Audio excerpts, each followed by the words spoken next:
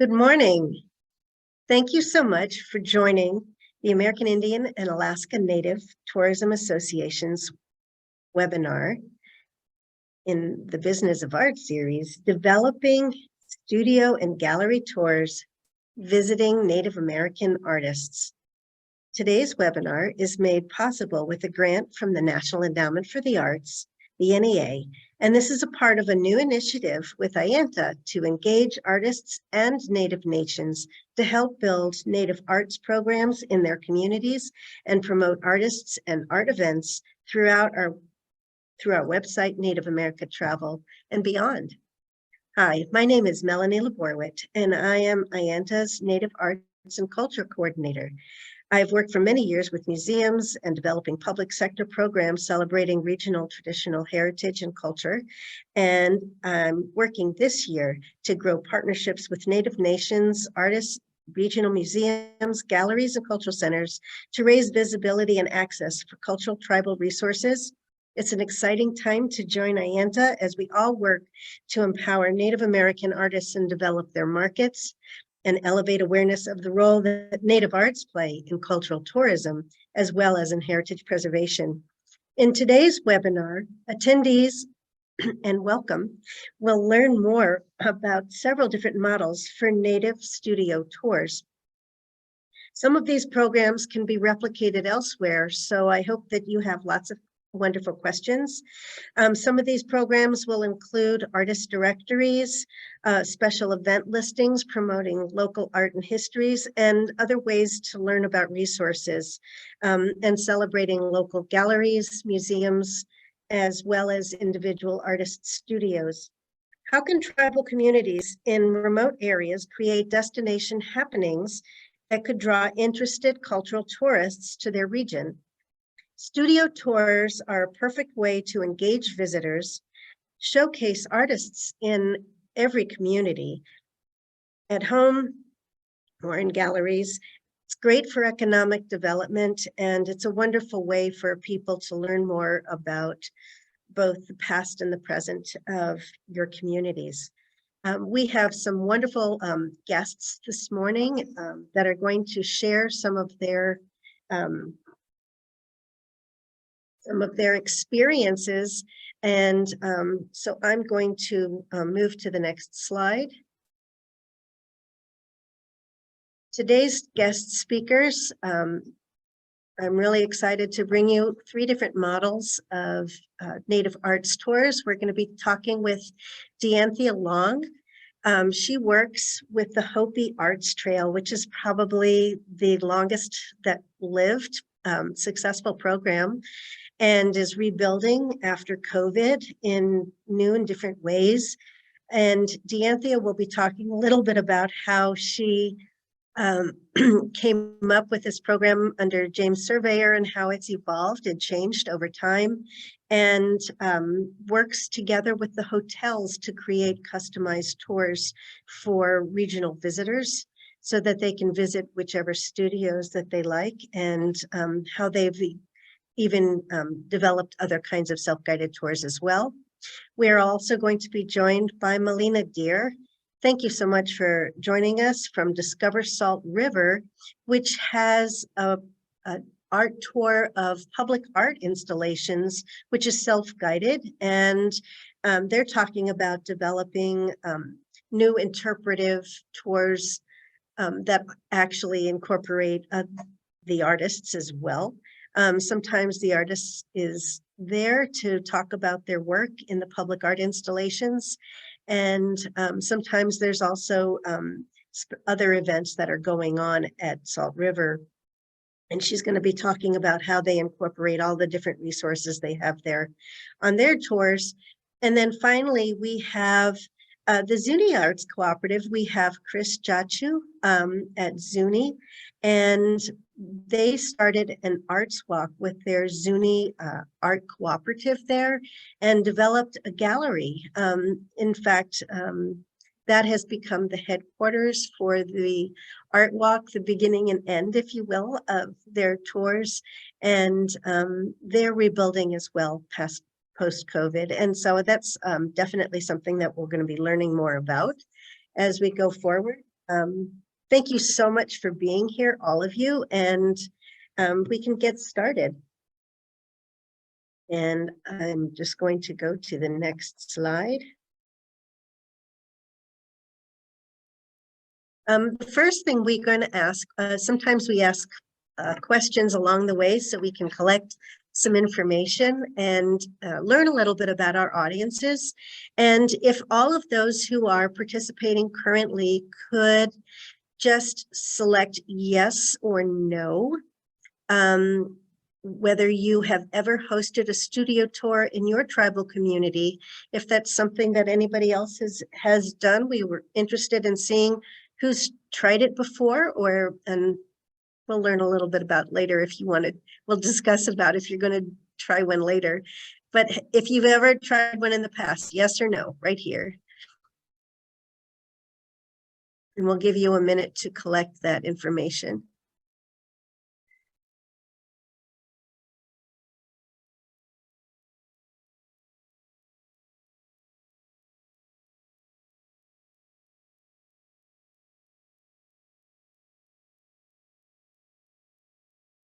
And I see a couple people are putting the responses in the chat.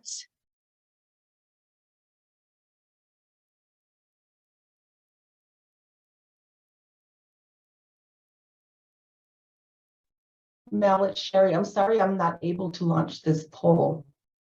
Okay, could you guys then put it in the chat?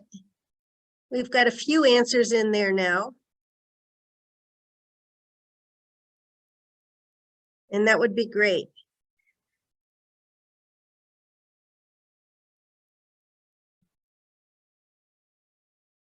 And then we can calculate from there. Once we get a couple of responses, I'm curious as for the ones that say yes, where you are. Okay, we're going to move on to the next slide. Thank you so much for your answers. I think there's just a few of you here so far, so maybe we'll try that again later. So we're going to get started with the Hopi Arts Trail. And so Dianthea, you're on. And let me know when I should just go ahead and advance the slides. That would be helpful. Thank you. All right, thank you, Melanie. Hi, good morning, everybody. My name is Dianthea Long. I am from Tibbetts City, Arizona. I work for Moncopy Developers Corporation, which is in Moncopy, Arizona. That is one of the 12 villages here on Hopi. So we reside on Third Mesa, one of the three mesas here on Hopi. So I'm going to talk about Hopi Arts Trail, which started about 2010, 2011, which was a collaboration of the Grand Canyon Association as well as the Arizona Office of Tourism to help Moncopy developers create Hopi Arts Trail. It was created to basically help along the way of a lot of the programs that we have here on Hopi, primarily for tourism and artistry. So we can go to the next slide here.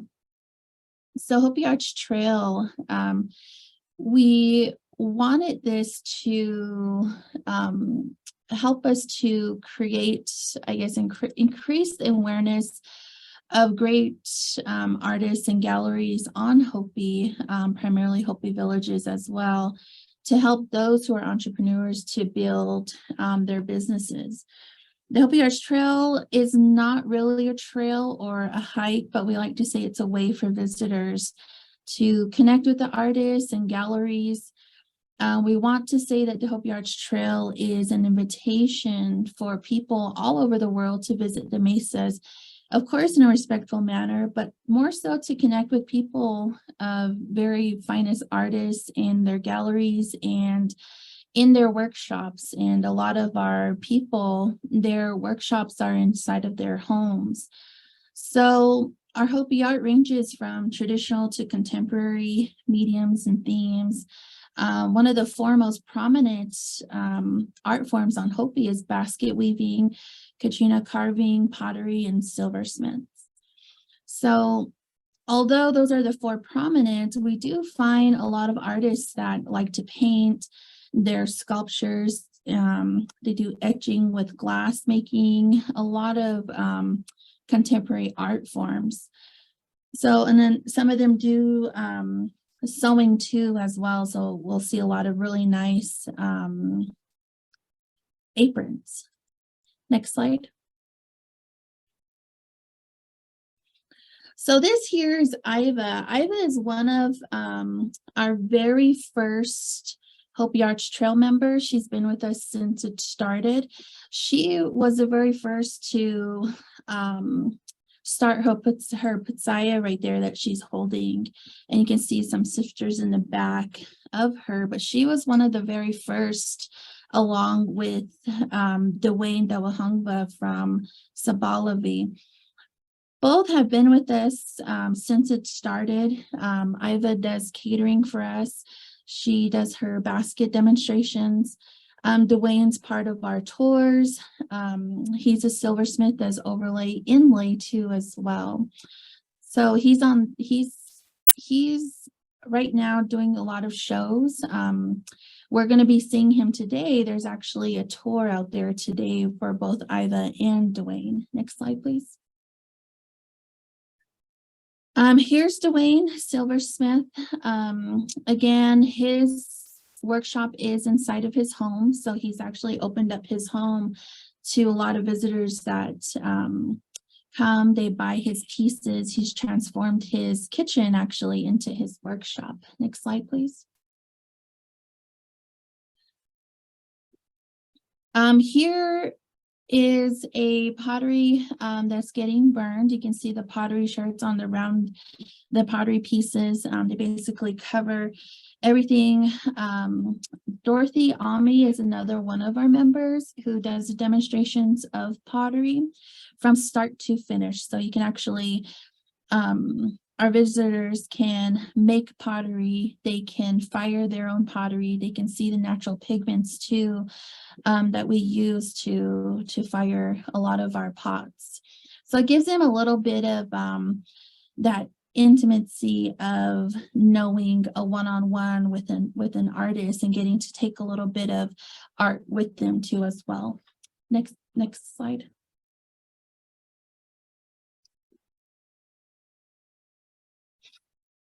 So this another one is another one of our members. Her name is Sandra Hamana. She owns a gallery in Third Mesa, which is Arrivi, one of the oldest inhabited villages that we have here that we like to say. Her pieces, she does a lot of sculpting. She does some painting, but she's really known for her sewing, and her pieces right there that she has of the pieces in the back on the tree are ornaments. So she's actually made one of those pieces that ranged from I believe it was 30 to 46 inches in diameter. So she is very well known for her pieces there in her gallery, which is Homana So'o's gallery. Next slide, please. Here's Dorothy Ami's husband, who's doing another piece too, which links to the firing picture that we just seen. Next slide.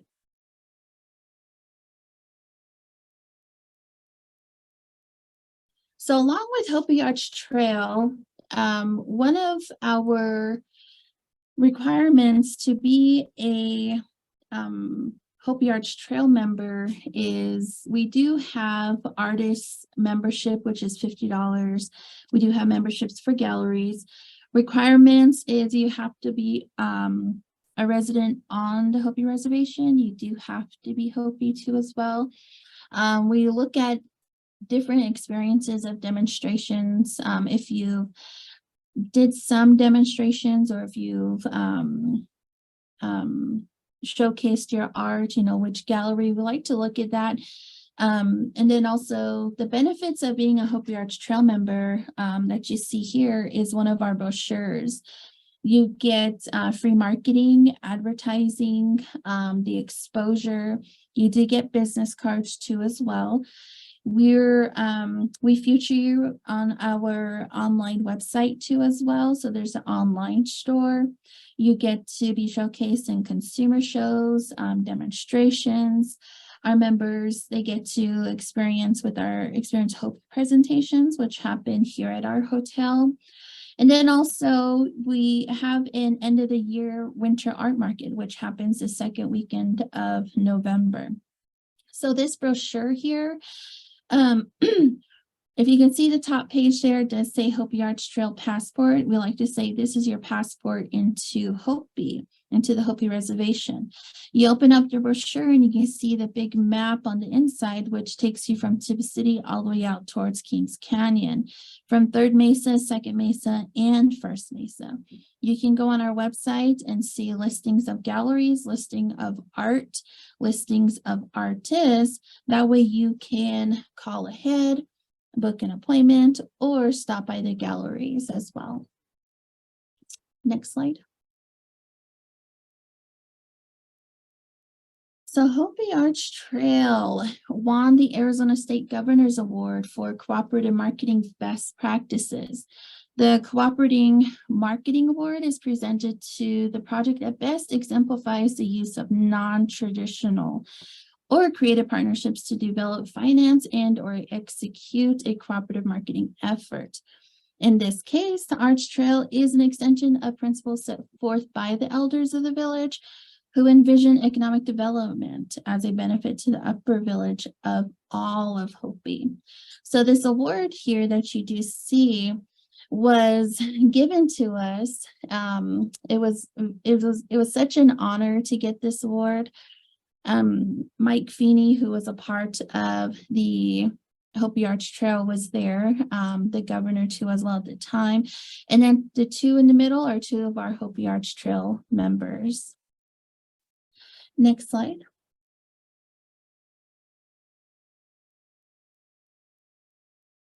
So alongside the Hopi Arch Trail, we do get a lot of folks who want to not just get an artist aspect, they want to learn about history. They want to know more about Hopi and who we are. Next slide. So we've developed Experience Hopi Tours. Now, Experience Hopi Tours, we created a logo, as you see here. The logo itself was made by Brian Humitiwa, who was one of our maintenance workers here at the hotel. Now, with the Experience Hopi Tours logo, the white symbolizes the hotel. Underneath it, the red is the undevelopment area for Montgomery developers. Across the white and the yellow, that's our Dewey Travel Center. The blue, the light blue, represents our reverse water treatment plant. The purple down below is the village. And if you see right in between, there's that gap. We like to say, because we're on the western gateway into Hopi, that's the pathway that leads you into the Hopi Reservation. Next slide.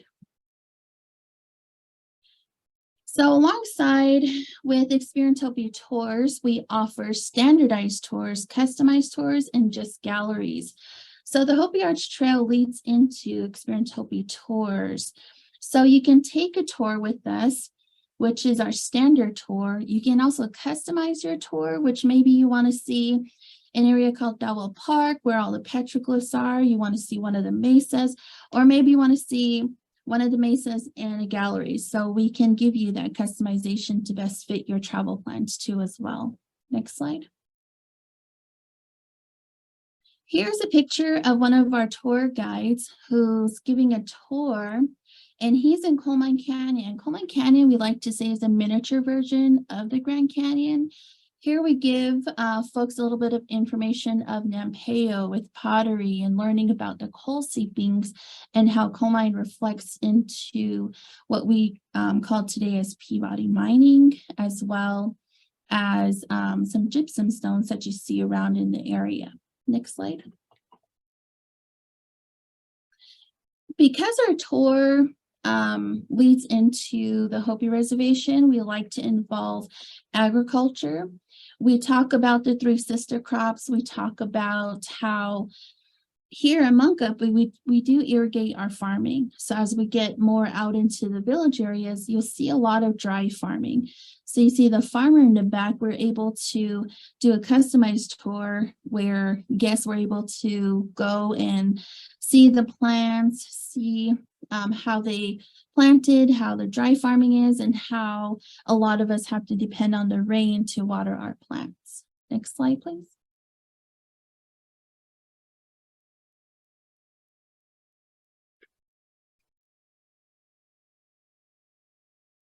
Here, again, on a piece of our tour, we like to take folks on our standard tour. So it leads from the hotel, goes out to Coal Mine Canyon, and goes out to Second Mesa to Sandra Hamanas. And then we take you to see a silversmith. Lunch, of course, is on us. Everybody likes that. And then we take you to Prophecy Rock. And this is where the guide that you see here took the folks out towards Second Mesa. Next slide, please. This next slide showcases our art market at the end of the year. And you can see there, Iva Honyestua, they're required to do demonstrations at our art market. So you have to demonstrate your art. You'll be talking with folks, you'll be doing demonstrations, and then you can also showcase your pieces as well as sell your pieces. And it's not just for Hopi Art members, although it is free for them. We do have a small fee for those who want to showcase their art. So it gives guests and visitors from the Grand Canyon, from Antelope Canyon, from Sedona, all over, a chance to come and see artists and get a one-on-one instead of going out to the villages. And if they want to, they can jump on our tour, which leaves the same day, and they can go ahead and see Hopi. Next slide, please. So that's a little bit of the Hopi Arts Trail and Experience Hopi Tours. I hope you come and get to see us. We're still here. And again, my name is Deanthea, and I am the operations manager for Monkup Bay Developers. Thank you. Thank you so much. That was marvelous. And now we are going to move elsewhere and further in the Southwest and learn more about the Salt River Art Tour. Melina, Gosh, hi, good day, everyone. My name is Melina Deer, and I'm with Discover Salt River. So we are the DMO for the Salt River Pima Maricopa Indian community in Arizona. First, I just want to say thank you so much for the opportunity to share our tour and our trail. It's a pleasure to speak along Chris and Deanthea. They have really incredible programs. So today I'll share with you the development of our Salt River Art Trail and where it stands today and where we hope to see it in the future. So in the very early days of artists' involvement in Salt River tourism, much of our current team, including myself, were not yet on board, but I believe that it developed largely from the personal relationships within the community with the artists. So through maintaining and fostering those relationships, the artists would activate alongside tourism in events either at the visitor center or out in the district, in the entertainment district. So for example, there'd be artist demonstrations that would be open to the public. And the artists would do demonstrations like pottery making, basket weaving, shell etching, and 2D art as well. And they would have that interaction with visitors as they come up to each of their booths. And from there, the relationships continued and continue to be maintained. All the meanwhile, a well-known Salt River artist, Mr. Jeffrey Fullwalder, was getting more inquiries from developers that were developing within the community, within the business corridor in the district, for his art to be incorporated. So he was creating a lot of sculpture art, and these pieces would live in mostly public spaces. And we really wanted to celebrate him and that work. So that's where the Salt River Sculpture Art Tour with Jeffrey Fullwalder was created. And I'll share photos and more information about the actual tour in just a moment. But I first wanted to go back and talk more about relationship building.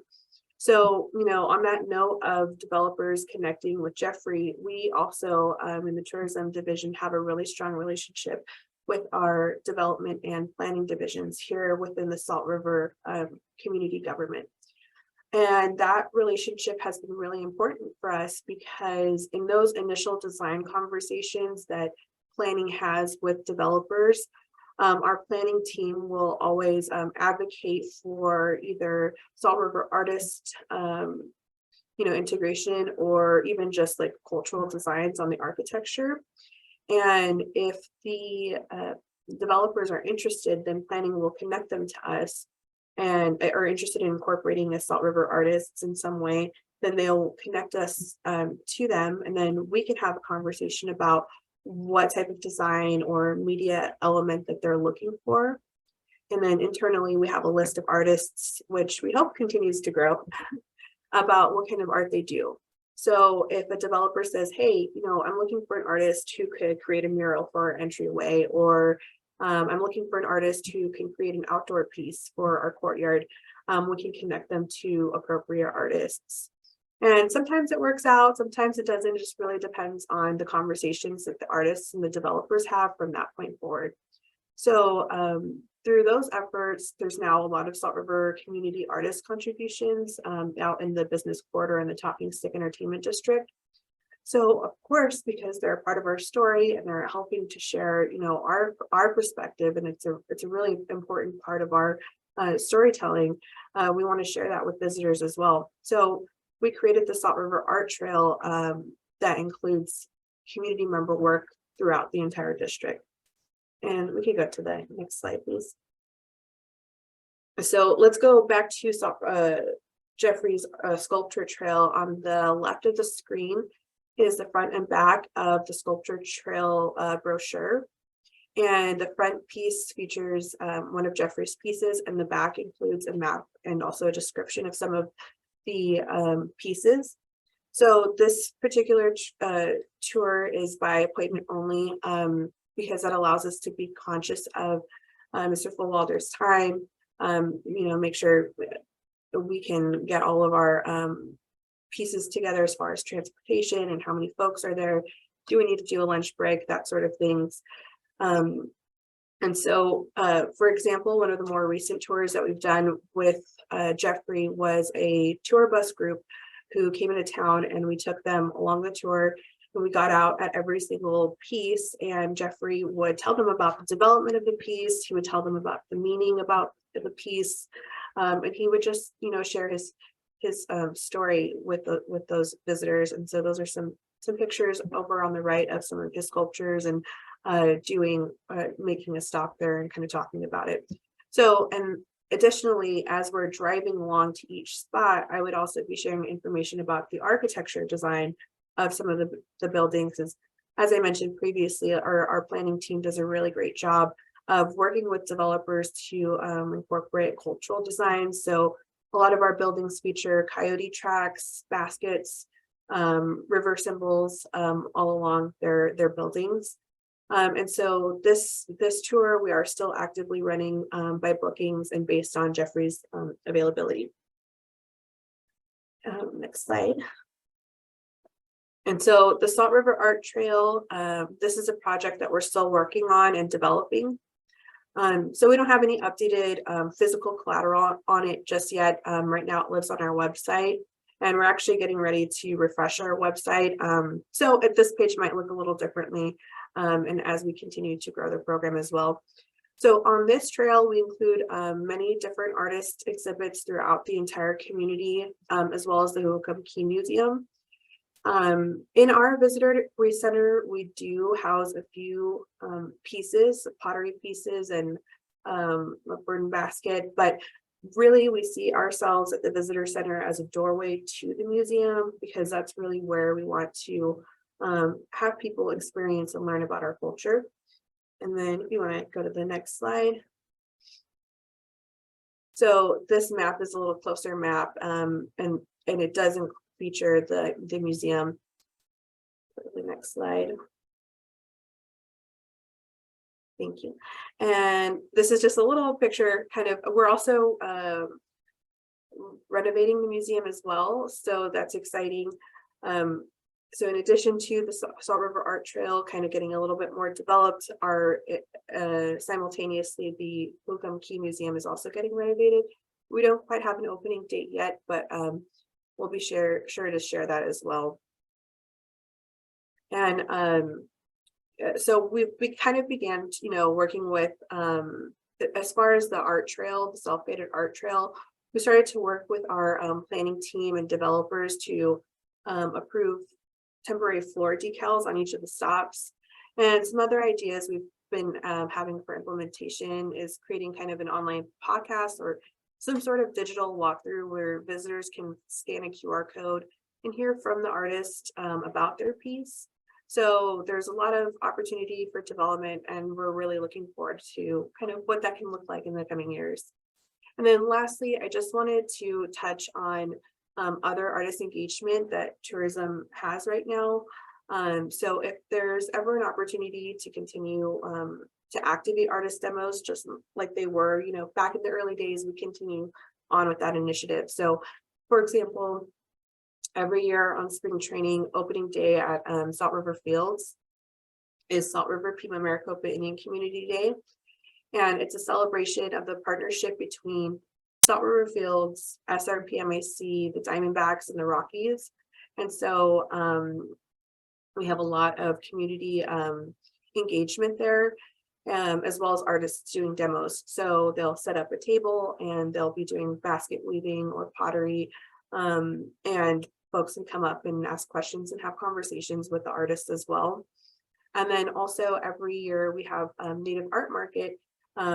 Native Art Market is such an incredible partner to us, and they come every year to the pavilions from October to March, and they have vendors that set up with food, music, and dance demonstrations, and they also now have a brick and mortar in our neighboring city, Scottsdale, and there they feature Native artists all year long with regularly scheduled events and dance demonstrations.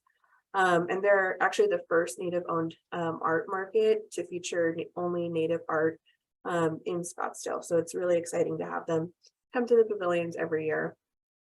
And then other ways that we like to celebrate our artists is through district partners. So for example, Marriott Courtyard and Residence Inn, they're always open to hosting events, but their design is also very culture heavy. So all of their photos and their properties were commissioned from community artist Josh Collins. And then of course, the beautiful basket and river piece that's I think on one of the headers. So that was created and commissioned from Jeffrey Fullwalder from the Marriott property. And they also feature symbolism and meaning throughout both properties, which is very special. So another example is via Linda Behavioral Health Center. They commissioned two mural pieces from community artist Dwayne Manuel. And there's just so many examples of that throughout the entire district. And then, of course, many of our community member artists are doing great things beyond the borders of Salt River, and we really want to celebrate that as well. So everything, within the Phoenix Valley, for example, there's Jeffrey Fullwalder just I think about a year or two ago created a storytelling table for ASU. Dwayne Manuel and Marcus Breeze, they've all done kind of like these great exhibits out in the Phoenix Valley and Mesa. So we want to, hopefully develop more to celebrate those accomplishments and those stories as well. So again, we're looking forward to continuing to grow the program and find more ways to support our artists. So that's it from us. Sape. Thank you so much. There's so much to digest there, and I look forward to our conversations in a moment.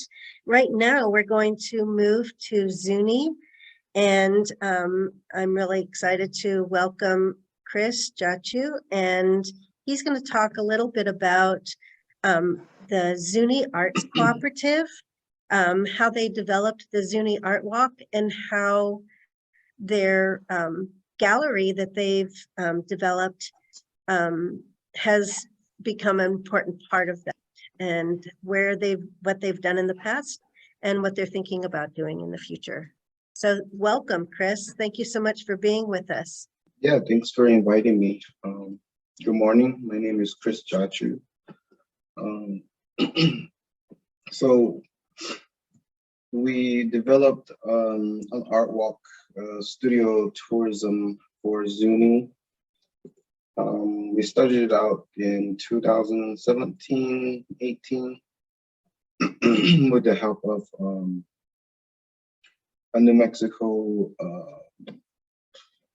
the archaeological department of the architectural students at the UNM. So they were a big part of it. It's called ITPI. I forgot what it stands for, but so they came down to Zuni and they were trying to help us with our economic development, and they thought about how we could do that, and we thought about, why not open up some of our studios to some of the tourists and visitors that they can come talk to the artists, that they can learn from them and experience demonstrations and that one-on-one with their customers.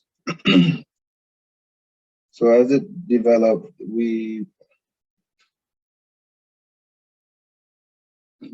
were starting to get more organized, I guess, with the studio tours. And a lot of it was to be close in a certain parameter where you can actually just kind of walk from studio to studio. And there will be places like the visitor center where other artists could be set up to sell their work.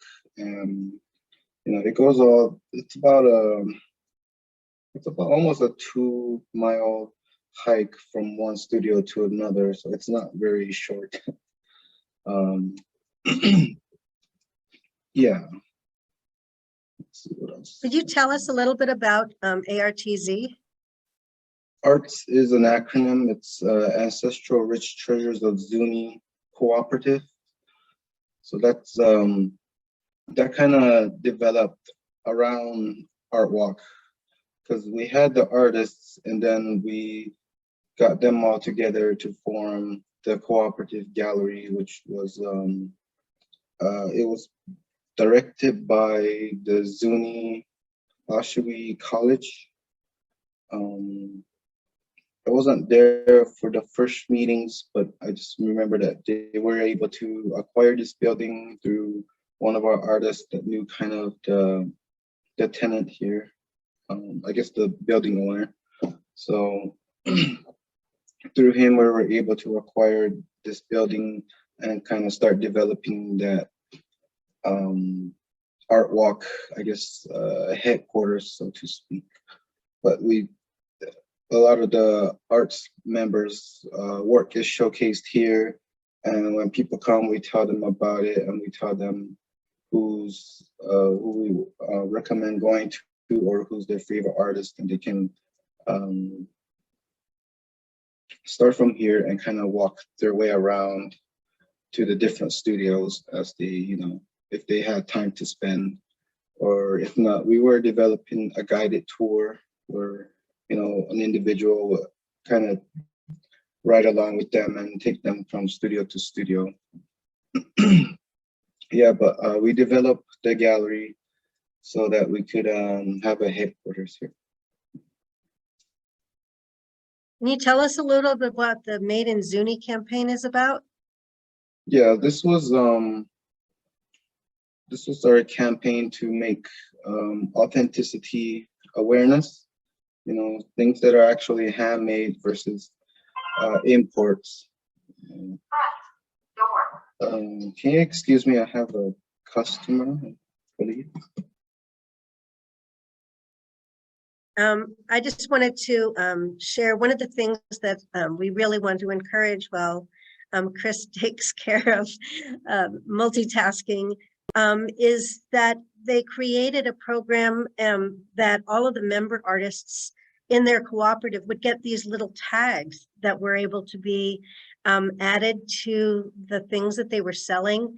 And it's really important to educate the tourists and customers that are coming through your galleries and visiting the artists, and understanding the work and knowledge that goes into making authentic art or craft. And it's not something that's imported. Recently, I know that I have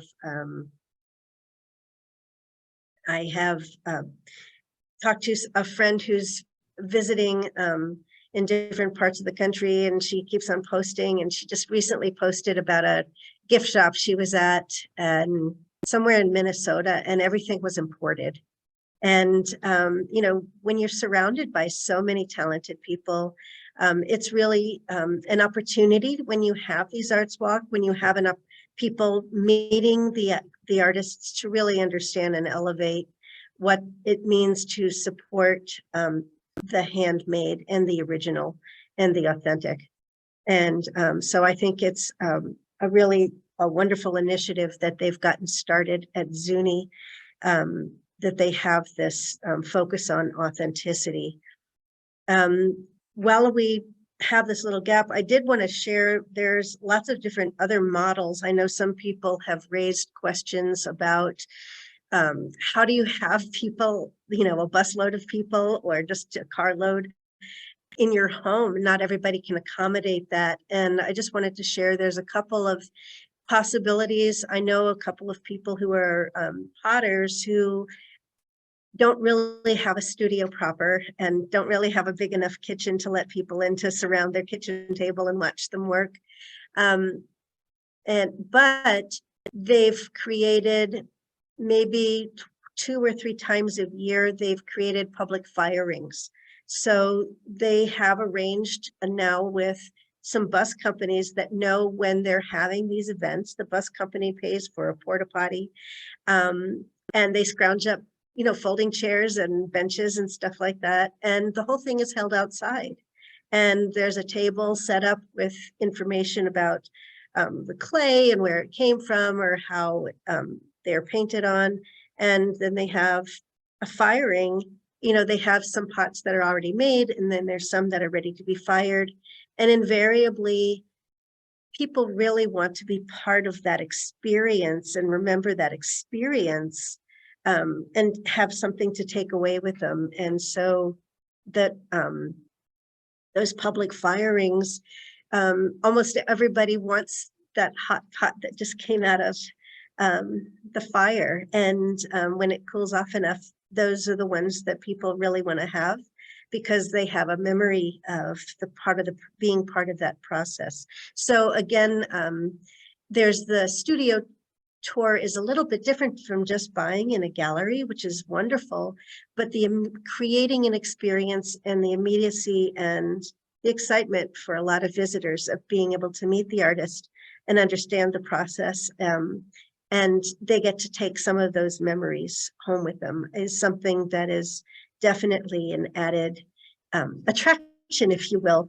that people who are often making art forget that for visitors who may have come really, really far away from England or Illinois or wherever they're from, is a really exciting thing for them to remember.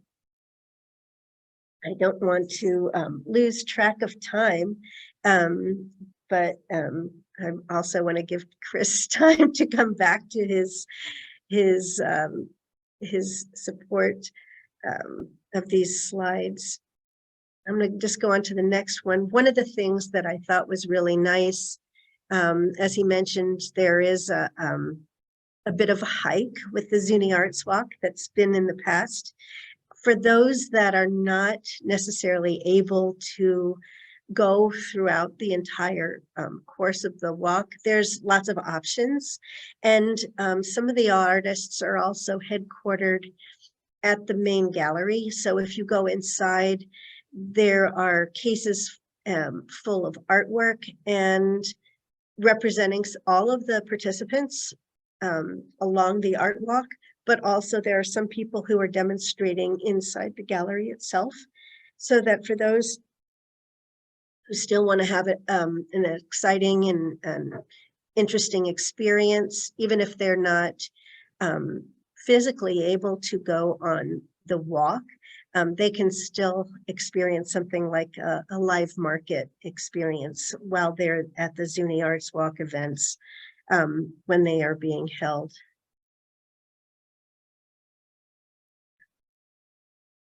One of the things that they did do so that people could locate the different galleries is they created these sort of little banners. You can see that little number 1 there on the left side, and that way they could sort of affix these sort of things so that if they have different attendees in each year depending on who is the members, but that way if somebody stops first at the gallery headquarters and then picks up a map, they know if it's 1 through 10 or if there's more people on that, they know that that's one of the stops so that they can go in or not, or go on to the next one, depending. Some people might be interested in just jewelry. Some people might be interested in just pottery. Some people might be interested in contemporary paintings. And there's something for everybody along some of the studio tours, which is really exciting as well. And I'm glad Chris is making a sale, but I'm going to move on to this, and he may have some other questions and be able to tell us a little bit about some of these individuals.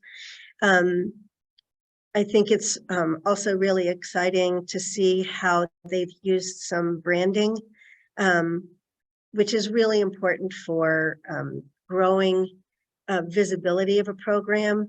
You know, even just having t-shirts,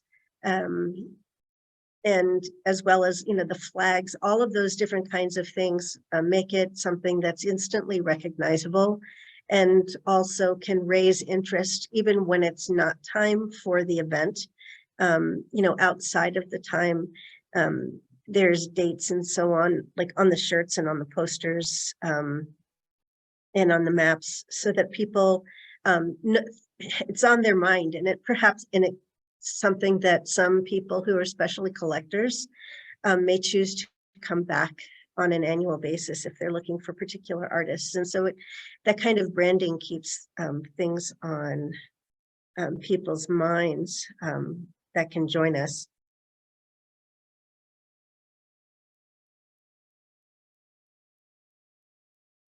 One of the things that I think is really exciting also is that again, like Deanthea mentioned, in the winter market where you have your artists doing demonstrations, that's definitely a key part of what's especially attractive also at the Zuni Arts Walk. And you can just see from this person's hands, as you know, they're polishing a piece of some of this amazing inlay work. There's a lot of different possibilities for demonstrations. Some artists may say, I can't do the whole process, but one of the things that's really nice to be able to share is sharing something that's showing all of the different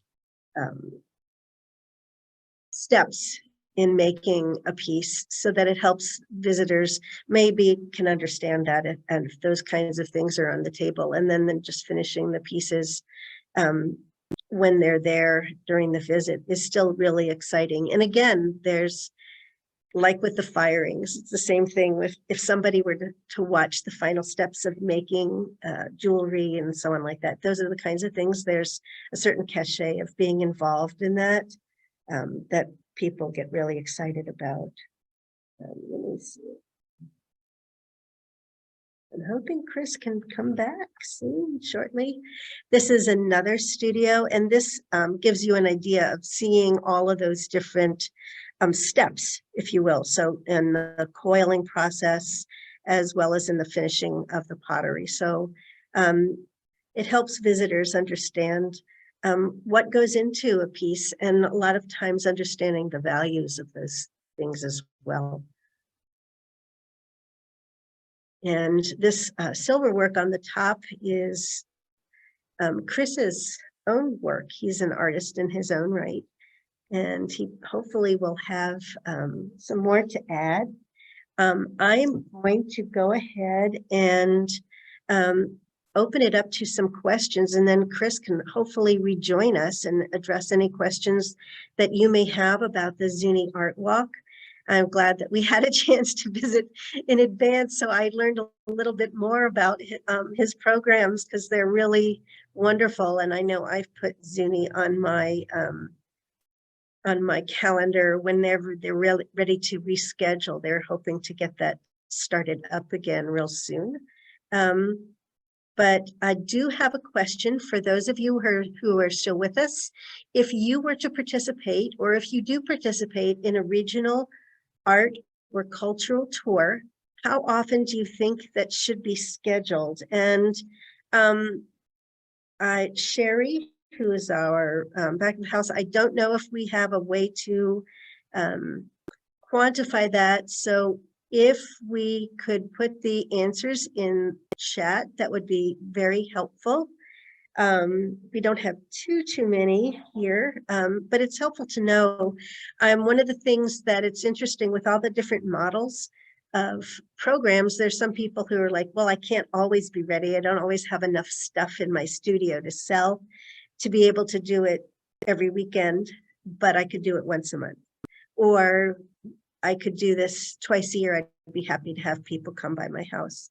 And so thinking about the kinds of schedules that people have and how many artists there are in our community, and having different people to rotate in different versions of a tour is another way of being able to accommodate everybody to being involved. So I'll let you take a look at that real quickly. Only got a couple of. Go ahead and put chat in the chat.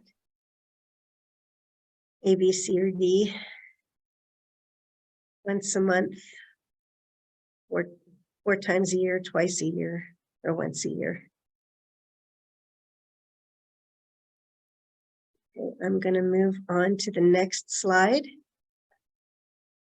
This is everybody's contact information. Whoops, sorry.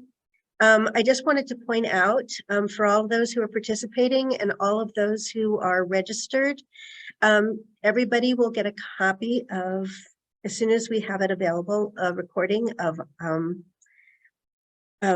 webinars, so that we can, you can revisit some of these addresses and contacts.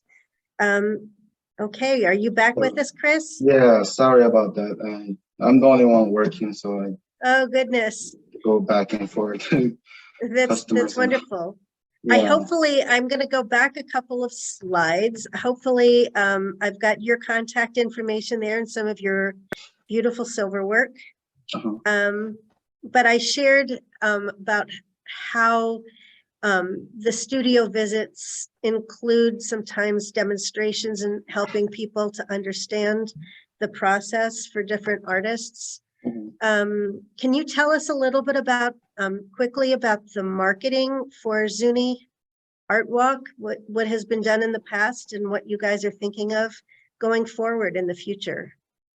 I think we've done most everything. We as far back as Zuni Art Walk was being developed, we did set up our Facebook page. Everybody had their own different Facebook pages. We had our main Facebook page, the Zuni Pueblo Art Walk, and we also had other people's like Instagrams and whatnot.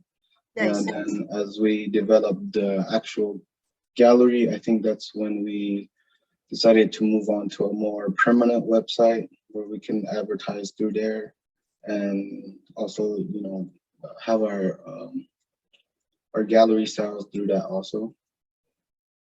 So do you mostly market through social media? Not, we usually advertise on social media, but we don't market through social media. Mhm.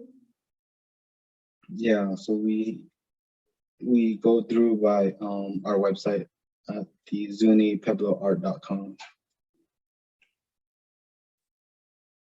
Did you have anything else that you wanted to add? But yeah, I mean, there was kind of a lot I was thinking of. Can you go back like a slide? Uh-huh. Yeah, so these signs were developed by the architectural students there. So they helped us with designs there. They're supposed to go from 1 to, I believe it was 13 studios in total in the beginning.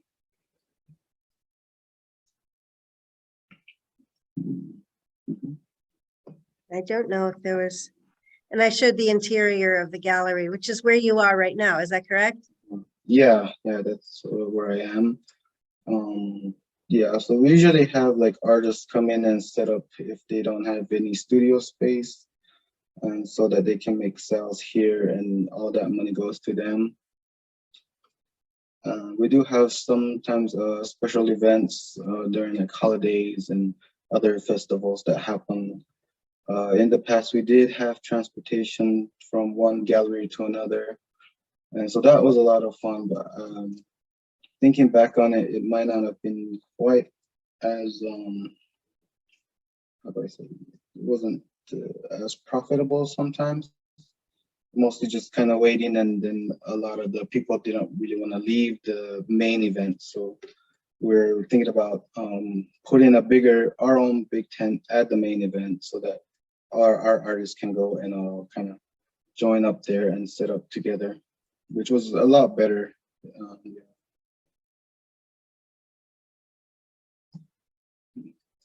So I'd like to open this up to any questions that people may have. Is there anybody who has any questions for Melina, Deanthea, or Chris? Melanie, there's one in the chat from Prudy. Okay, let me see if I open that up. Chris, do you have to get permission from tribal officials to allow tourists to come to your home or studio? No, we don't, but just during the past, during the pandemic, weren't able to allow people to come in, and so that kind Sure. of disrupted a lot of our progress. And so far, we're still trying to get back to it. We don't have a whole lot of plans and ideas right now, so we're just kind of waiting for, I guess, tourism season to hit back up. Yeah, but we are getting more visitors. We are getting contacted by individuals trying to, looking to take the tours. And so we're gonna re-advise the tourism, the scheduling and all that. So hopefully it'll be better within the next couple months. I think everybody is also rebuilding, if you will, whether it's the website or rosters of participants. People have changed what they can accommodate, or family living situations. That's changed, and that's everywhere. I think that's all of us are dealing with that. And was there any other questions? I didn't see any other ones that have been coming in. I just wanted to remind everyone, for those who are not familiar with IANTA, if this is your first Business of Art webinar, for nearly 2 decades, IANTA has served as the national voice for American Indian nations and Native Hawaiians engaged in cultural tourism. And in addition to serving as the voice for Indian country tourism, IANTA provides technical assistance and training to tribal nations and Native-owned enterprises engaged in cultural tourism, hospitality, and recreation. IANTA's mission is to define, introduce, grow, and sustain American Indian, Alaska Native, and Native Hawaiian tourism that honors traditions and values. We would love to encourage you to save the date for IANTA's 25th Annual American Indian Tourism Conference, October 2 to 5th. This year at Choctaw Casino and Resort in Durant, Oklahoma. This year's theme is We Are Still Here, and sponsorship opportunities are available. You can visit our website at aianta.org to learn more about our education program offerings. And I would also just like to mention that this, again, thank you for joining this webinar. It has been recorded and will be emailed to all registrants when we have those links. It will also be archived on our website. I would like to encourage you to take a look at our website to find other webinars that you may be interested in. If you have friends and colleagues who wish to watch, they can take a look at any of the archived materials. You can follow us at aianta.org/webinar for future webinars that are hosted by IANTA. If you're not a member of IANTA and would like to be, please contact Gail Chihak, Tribal Relations and Outreach Manager, or you can do so by visiting our website at ianta.org. Memberships start at only $50 for seniors, and artists and tribal members attending may also want to make their membership current so they can participate in our Shop Native program.